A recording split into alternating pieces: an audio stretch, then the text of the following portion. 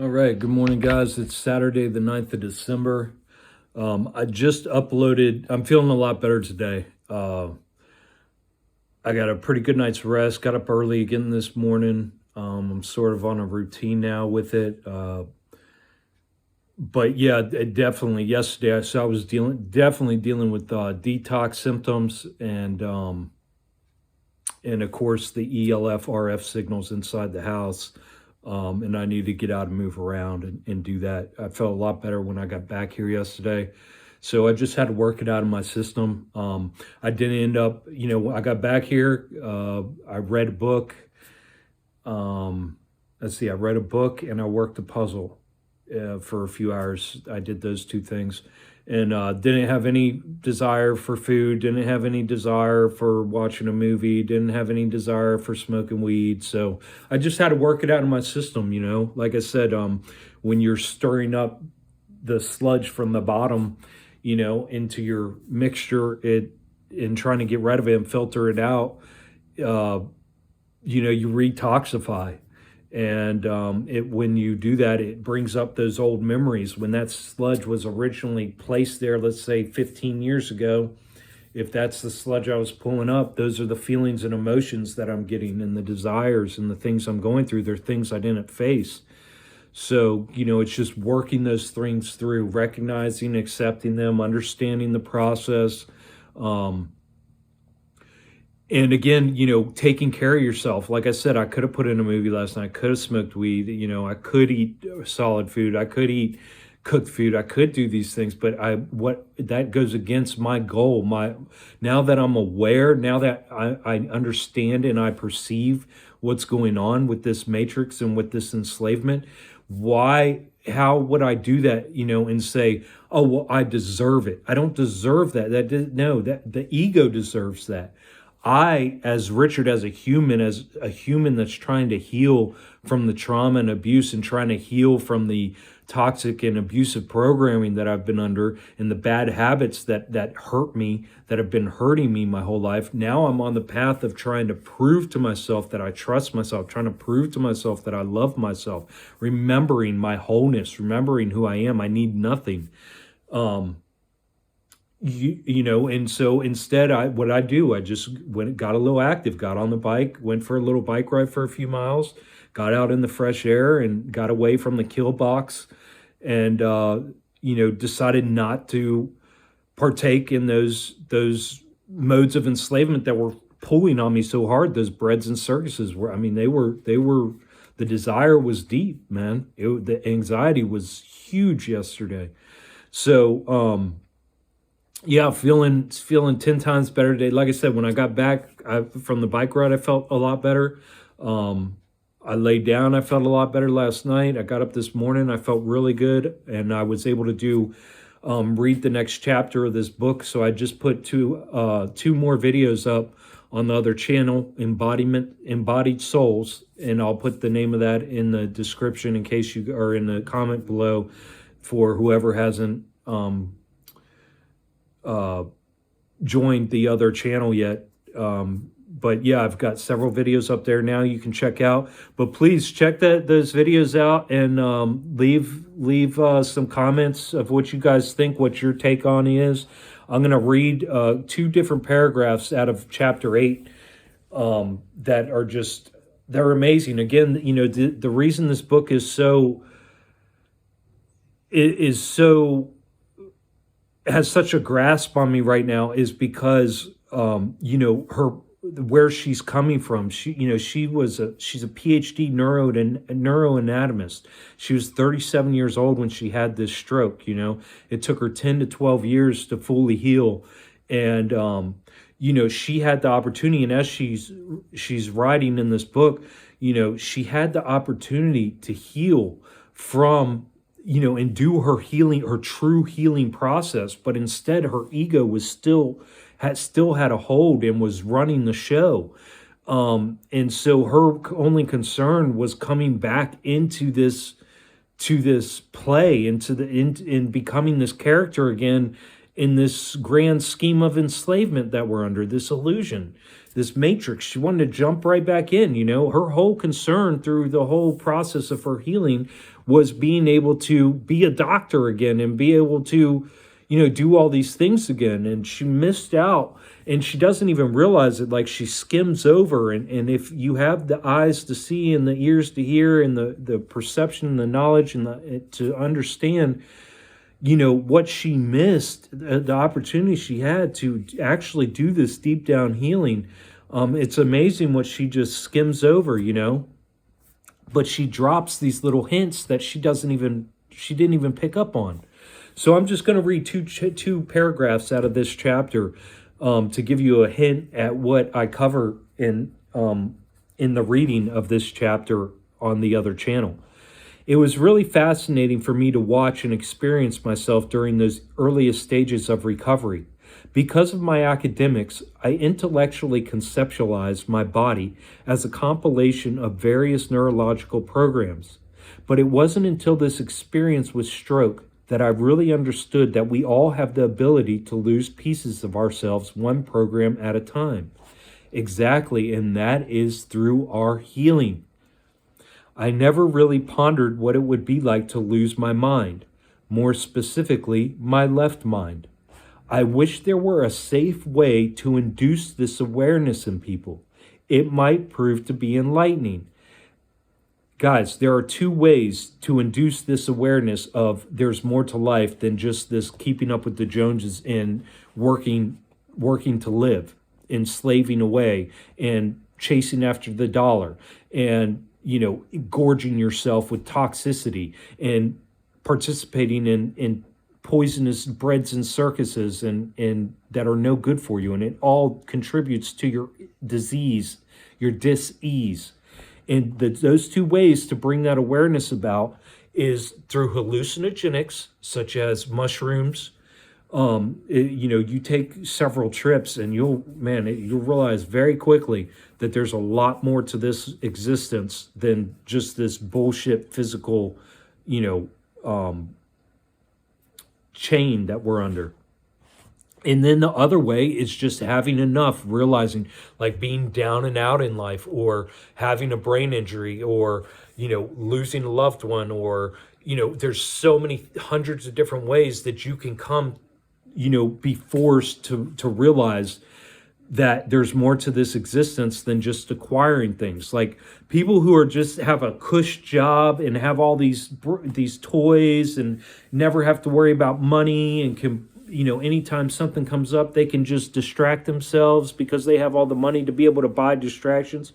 Those people are probably never going to heal, because why would they? They're so enamored with the illusion of this life that they never are going to be able to step beyond the boundaries of this physical existence and realize that we are actually souls living out a physical existence, and are in so doing that, the purpose of this physical existence is not the acquirement of material possessions or the attainment of social status. That is not it. That is the ego. That is what we've been forced into, because that keeps our enslavement on the hamster wheel. Okay, the other paragraph I wanted to read is this. The essence of your energy expands as it... Now, she's talking about being... hold on, let me go back one sentence. No longer capable of perceiving temperature, vibration, pain, or proprioception, which is the position of your limbs, your awareness of your physical boundaries shift, okay? Again, this can come from just, being done with life. This can come through a traumatic experience in life. This can come through... taking a mushroom trip, hallucinogenics. The essence of your energy expands as it blends with the energy around you, and you sense that you are as big as the universe. Those little voices inside your head reminding you of who you are and where you live become silent. You silence all the chatter from the ego. You shut it down. You lose memory connection to your old emotional self, and the richness of this moment right here right now captivates your perception. This whole matrix, this whole hamster wheel is meant to either keep your perception and your attention into the future, so that way you are either right here now planning and plotting and scheming about the future and what will be, or it's keeping you locked in the past and either in love with nostalgia or in buried in under guilt and shame. One of those two things. So this construct, in order to keep you on that hamster wheel, they've got you doing one of two things: living in the future or living in the past, or both, and therefore worried about your present. Because the thinking about the past make you sick in the present, worrying about your future makes you sick in the present. Everything makes you sick, and then you have to rely on these breads and circuits, these dopamine hits, these doctors, these pills, this false propaganda in order to get along, to survive. So when you get rid of that, when you get out of that state of thinking, that way of being, that toxic character, that toxic ego, and you take this trip into the unknown, and you take this and you realize that the boundaries are unlimited, you realize the richness of this moment right here, right now. It captivates your perception. You're captivated by it. Because the richness of this moment, guys, is amazing. It's just at this moment, we are usually subconsciously overburdened with superfluous and extraneous bullshit that's been placed on us. And little do we know, in our subconscious, everything from our past, all our trauma, abuse, all the undealt with situations in our life, everything is sitting there in our subconscious because it hasn't been dealt with yet.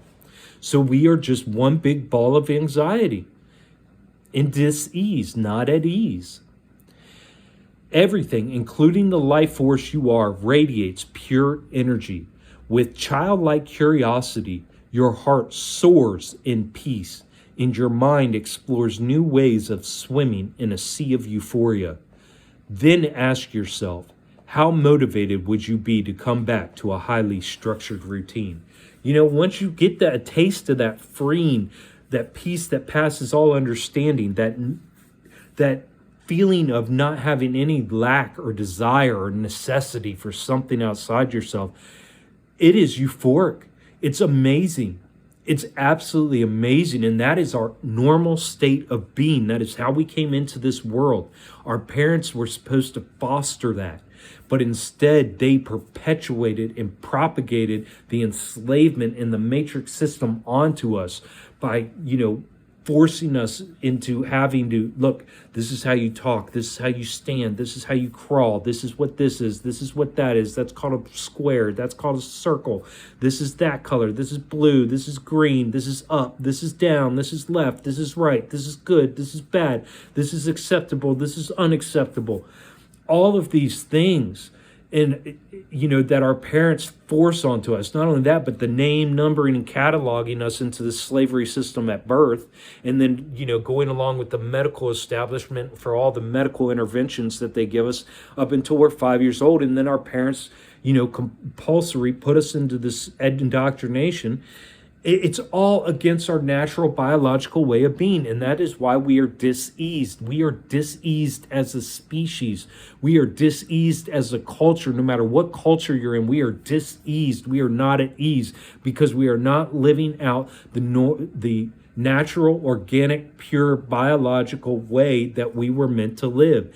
Everything is programming. Everything is programming us to fit into a culture, into either a toxic culture, toxic society, where we have to keep up, where there are requirements, expectations that are outside of our normal wholeness. So again, when you get a taste of how freeing that is, and how whole we actually are, and how complete we are without anything outside of ourselves, how motivated would you be to come back to a highly structured routine in sick, perverted society? And it's natural. It's natural to not want to. It's natural to not want anything to do with this. It's natural to see this as disgusting. It's natural to have a bad reaction. The only sick people in this society are the ones who aren't having any problems fitting in and adjusting to all the absolute disgusting, toxic bullshit that we live in day to day, on a day-to-day basis. Those are the truly sick people, but instead they created a whole medical industry called the psychiatry industry, and they have a whole book called the DSM-5 that they now have flipped the tables on what sickness is, mental illness is. And mental illness is basically defined as those unwilling or unable to go along with these unnatural, inorganic, toxic ways of living. And that's basically what it comes down to. And that's why it's so important that we take the personal responsibility and the discipline, each one of us individually, not as a group. This isn't a group thing. This isn't going, oh, well, he isn't doing it, so why should I do it? He isn't going to give up the pizza every Friday night. Why should I do it? He isn't going to give up the beer every night, so what difference is it going to do if I do? He isn't going to give up the cell phone that was made by slaves in other countries, so why should I? He isn't going to do, you know what I mean? We always, that's what we do. We go, well, they're not doing it. Or we go, well, the government said it's okay. The FDA regulated it, must be safe. And all these things, these excuses we give, to justify our own consent in toxifying and poisoning ourselves, whether it be through our mouth, our ears, our nose, our eyes, our skin, our thoughts, our behaviors, our actions. So things to think about, guys. We should be, when you have racing thoughts and you have all these things running through your head, it's because you have undealt with trauma and abuse. You have undealt with emotions. You have undealt with life experiences, and that need to be addressed. And as you address those, when I started this healing over a year ago, it felt I had it was like I had a book. 1,000, I could go like this and flip through the pages, 1,000 different characters, 1,000 different personalities, 1,000 different alter egos that I had piled up over the years to deal with every situation that I had gotten myself into. So when I had my brain injury, it was like a hurricane of thoughts and words and emotions and everything. It was almost unbearable. It's the kind of shit that people put a gun in their mouth and blow their brains out for. And instead of giving up, and I'm not, look, this healing is not about grasping on and wanting to live as long as I can in this physical body and embracing this physicalness. It's not about that. And that's all ego. This is about realizing and accepting, being honest with ourselves of what our true purpose is. What, if we do have a purpose, what is our purpose? And realizing that by engaging in this toxic culture that's been pushed on us our whole lives, that we are doing nothing to help ourselves. So why are we going to continue to participate in these breads and circuses and these distractions that are helping to toxify and poison and depress and cause us anxiety and oppress ourselves, and then expect things to get better, or be like, woe is me, look at me, I'm so hurt, oh, look at me, life's so hard, oh, look at me, blah, blah, blah, blah, blah. No, we're taking personal responsibility. No matter where you're at in your life right now, no matter what you got going on, no matter what's holding you down, you need to work through your own shit. You are in control of what you put in your mouth, your nose, your eyes, your ears, and on your skin. You are in control of the thoughts that go through your head. You are in control of the actions that you take. And those are the things, that is our free will. So you need to take control of those things and be responsible for yourself. And get down to the nitty gritty. Why do I act like this? Why am I thinking this? Why am I diseased? Why am I sick? Why am I having these problems? Why do I not want to live? Why do I have all these issues? Why? Get down to the fucking bottom of it. Because when you're honest with yourself, you'll realize things become apparent. When you start using your brain instead of going, well, the other people are sick. Everybody I know's got problems. Everybody's got problems. Just the way it is. Just the way it is. That's life. That's life. No, that isn't life. That's the constructed life, the narration, this grand Shakespearean play that's been shoved on you. It is your choice. You have the fucking choice to choose not to partake and participate in it anymore. And it's a process. It's not like you just say, oh, okay, I don't want to participate. And be like, oh, well, everything's different. No, everything's still the same because you haven't changed yourself. You have to change your program. You have to change your habits. You have to break those old habits. You have to give up all this shit. You have to give up these desires. You have to give up these longings. You have to give up this lack. You have to give it all up because it's not you. That isn't us. Those are programmings that was placed on you. So, guys, just another day, another fucking day. Be in the moment. There's a million things going on outside of me right now. There's wars going on. There's diseases. There's sicknesses. There's strife. There's money problems. There's economic issues. There's political problems. There's religious issues. There's people getting murdered. There's rapes. There's everything. Everything's going on right now outside of me. But guess what? Everything's fine right here because I'm taking care of my shit.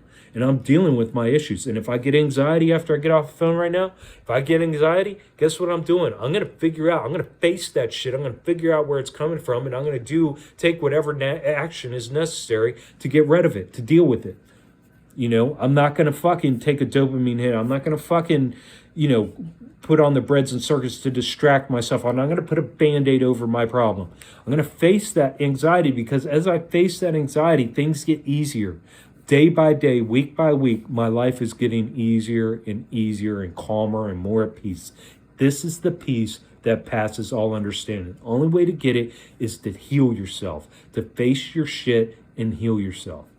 So remember, guys, take care of yourself because nobody else will.